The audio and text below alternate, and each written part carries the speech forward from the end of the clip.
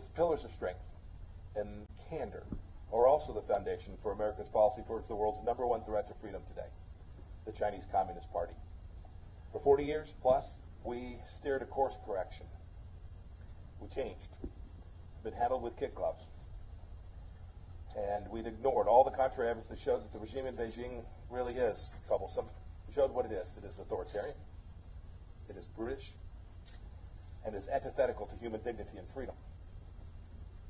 And we've stated clearly and consistently that the United States-China relations will not be dictated by exceptions carved out by the party, but by the simple and powerful standards expected of any nation with aspirations to play a role on the global stage.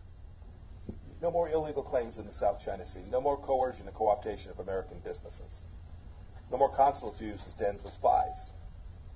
No more stealing of intellectual property. And no more ignoring fundamental human rights violations. And the party's atrocities in Xinjiang, Tibet, and elsewhere will not be tolerated. This challenge requires not only diplomatic effort, but military strength to keep the peace. So this administration has made historic investments to enhance our armed forces and to focus their efforts and bolster our primacy in the region. Travel the world talking to our friends and partners about the CCP's nature and its intentions. I've told them that the West is winning.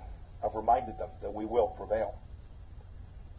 The good news is that the free world and sovereign nations are beginning to wake up. They are now rallying to this cause.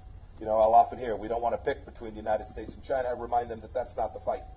The fight is between authoritarianism, barbarism on one side, and freedom on the other.